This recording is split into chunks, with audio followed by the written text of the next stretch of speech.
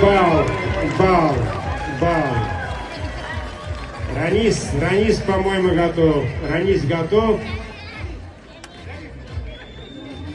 Оба борца настроились друг на друга. Это радует. Хотим третью серию? Хотим на следующий год? Счет, скорее всего, будет 1-1. И ждем с нетерпением. Но еще этот не закончился.